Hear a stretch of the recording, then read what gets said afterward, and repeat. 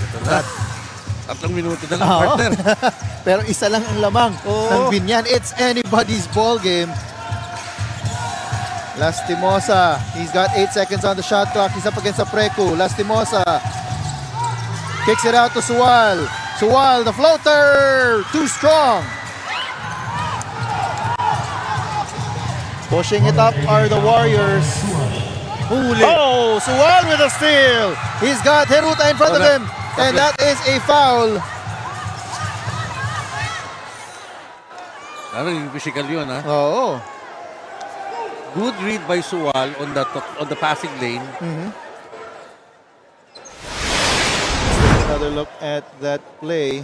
Umawak na si Haruta doon. Tapos si Sual naman, bibigay din. Makikita natin kaya tumama sa pinapa-review nila eh. Nung there was a swing. Oo, yung movement ng elbow, yun ang tumama kay Heruta dun eh. Pero alam mo, doon dito sa play, pag binalikan mo dito, partner, yun yung bagsak, kaya yung tumama sa mukha ni Heruta. Pero yung unang kabig sa bewang ni Heruta dito kay Sual. I think that was clear no na. And ayun, so the foul was kumbaga the foul happened.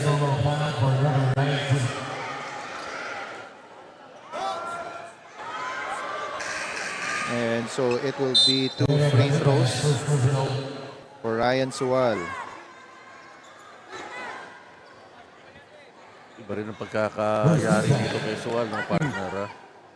Yung intensity niya nag-pick up for a while coming off the bench. He was kind of cold. Then was able to buy a basket and get into the thick of things. And he now has 11 points, 3 out of 6 field goals, and 2 rebounds to his name. Yung kanina, ililisa mo pa, may sundot pa siya.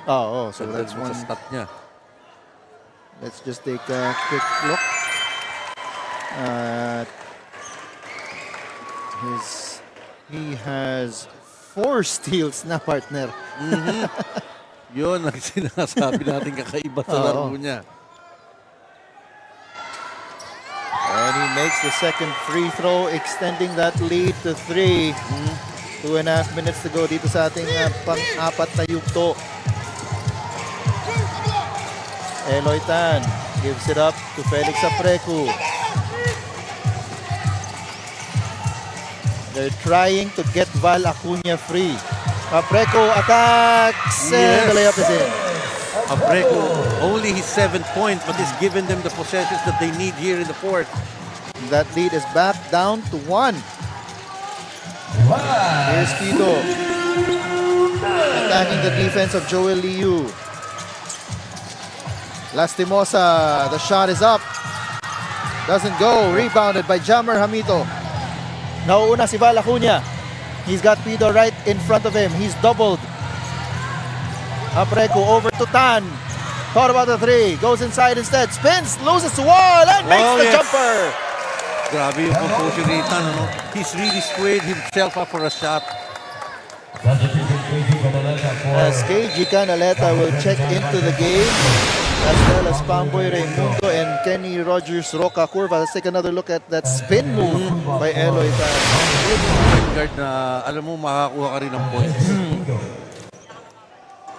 When needed. Oo, gagawa siya ng diskarte niya. And that's always been emphasized also to the guards. So you have to be potentially a scorer yourself in spite of you being a pass first point guard. KG, the 3 is in. Still there. Oh, it's crunch time. Oh, no. Tan is slightly hurt, partner, si Eloy, no? Iniinda niya yung kaliwang yung kaliwang kamang niya, thigh. Oo, kaya agad-agaran nandito na sa scorer's table si Heruta. The foul is called. Kenny Roca Curva called for the foul. Roca Curva charged with the foul. 2 free throws para kay Hamito. Was able to nurse his fouls. 3 yan kanina sa first half. Pero andito pa rin siya. Para sa sa quarter na to, he's a close-out player. Could have been Ballesteros. But his presence and his yung build niya kasi compared to Jason, bustling his way against the likes of Pinkrist. As Hamito At ayan ang ating commissioner, Gerald Esplana and Senator Bongo. Pabitos also played a good game. He's almost double-double with 8 points and 11 boards, 9 points, and he's double-double na. 10 and 11. Roca Curva bringing down the ball. 1 minute to go. It's tied at 64. Roca Curva over to Pingris. Cutting is Lastimosa. Pingris up against Hamito. Kicks it out. Raimundo for 3. Yes, sir! What a shot by Pamboy. That was a crucial shot. Clutch 3 from Pamboy Raimundo. And once again, they're trying to get Acuna free. Hamito spins. Gets it to Apreco. Oh. Apreco, 5 seconds on the shot clock. Shoots it. No. Rebound goes to Lastimosa. Not really the best option for offense with the time running down. Give it the ball to Apreco. And they can just dribble this clock away. Forced to foul. Itong Jensan.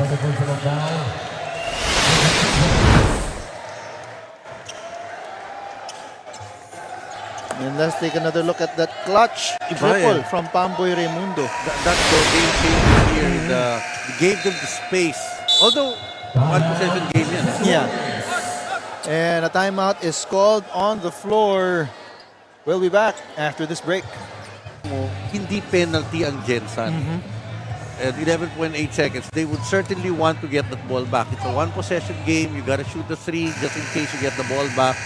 Ang aasahan naman ng Binyan, pa-foul to.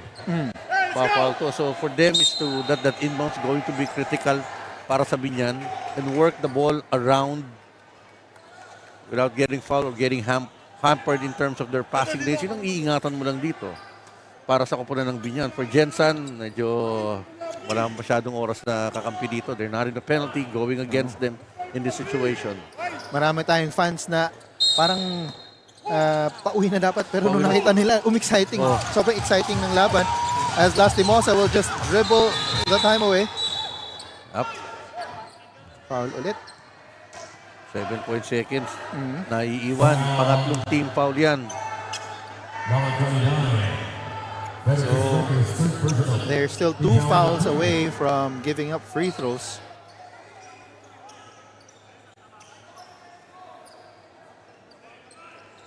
Lastimosa will trigger the inbound. He has had a terrific game.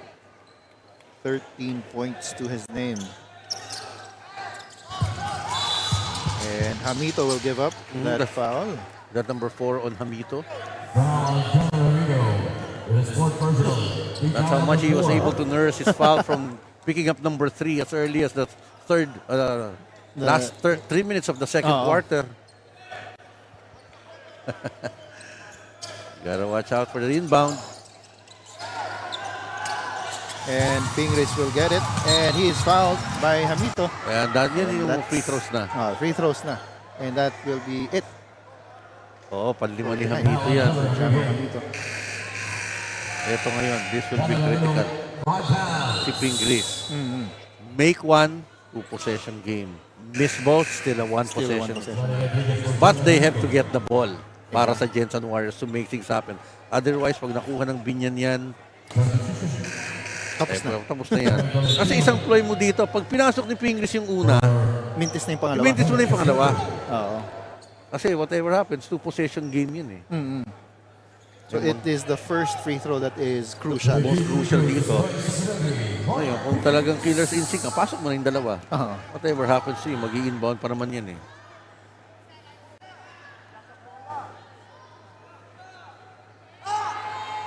First one goes in. There you go. Nothing wrong with his foot. Kasi kanina medyo kinabahan tayo ng konti dahil kita natin sumisenyas ng pain si Mark. So 2 possession game.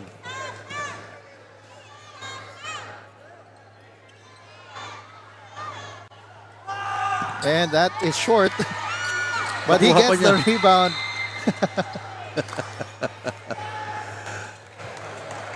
And Slipping away from Jensen yung laro nito, partner. they had the lead midway through this quarter. Oo. Nakatat 3 points yung lamang nila. But you have to give it to Mark Pingris. The 3-point shot of Pamboy Raimundo. Masakit na masakit yun. It was back-to-back. Si KG yung isa Oh. prior to that. And then it was Pamboy with that other triple. Kasi hawak na ng Jensen yung momentum nun eh. Sinabi natin yun, parang tumindi yung depensa kasi nila. And Bal Acuña was never able to get his game going after that, hitting that first three of the game.